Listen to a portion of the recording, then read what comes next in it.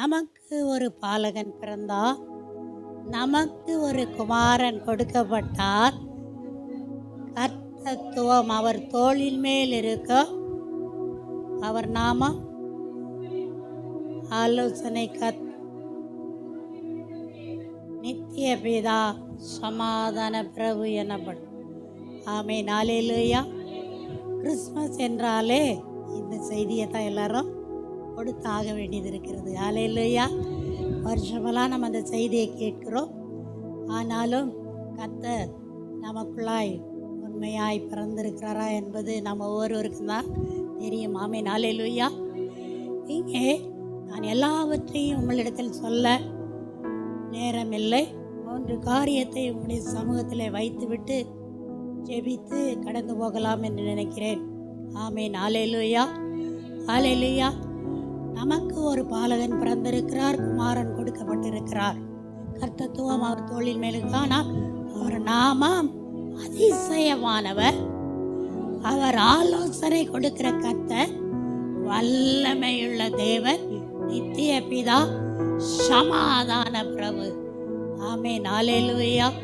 இங்கே லூக்காவில் வாசிக்கும் போது அந்த 10வது வசனத்துல தேவதூதன் அவர்களை நோக்கி, பயப்படாதிருங்கள்,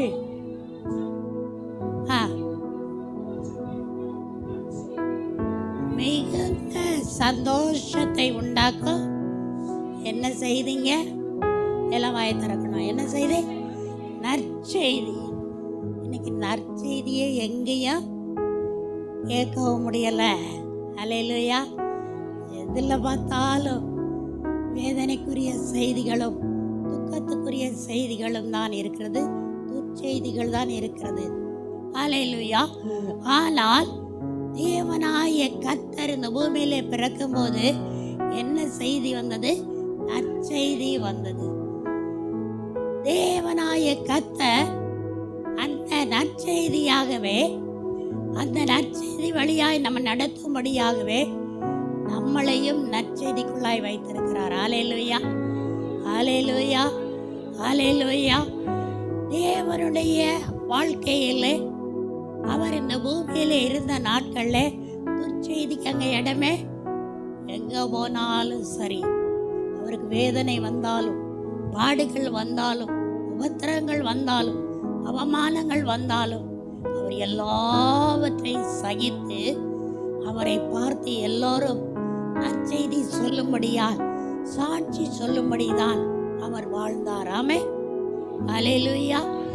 அவருடைய பிள்ளைகளாய் இருக்கிற நம்முடைய வாழ்க்கையில் என்ன செய்திங்க நமக்குள்ளாய் இருக்கிறது? அல்லேலூயா. அல்லேலூயா.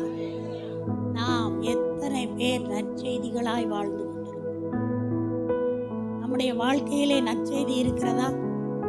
போன் எடுத்தா மற்றவங்களை குறை சொல்றதா? செய்தி. இந்த போன் வந்தால, ஒரு சில போன் வந்ததுன்னா ஏன் இந்த போன் வருதுன்னு கூட வேதனையா இருக்கும். ஏன்னா அதுல ஒரு நற்செய்தியை கேட்க முடியாது. ஒரு சிலர் பேசுறாங்கன்னா இவங்க எப்படா இந்த பேச்ச நிறுத்துவாங்கன்னு இருக்கும். ஆனால் தேவனுடைய பிள்ளைகள் மாறுபற்றவர்களாய் இருக்க வேண்டும். அல்லேலூயா. துர்ச்செய்தியை கூட நற்செய்தியாய் மாற்றுகிறவர்களாய் இருக்க வேண்டும். அல்லேலூயா. அழுகையை கூட சிரிச்சுட்டே கண்ணீர் வடிக்கணுங்க தேவனுடைய பிள்ளைகள். ஆமென். அல்லேலூயா.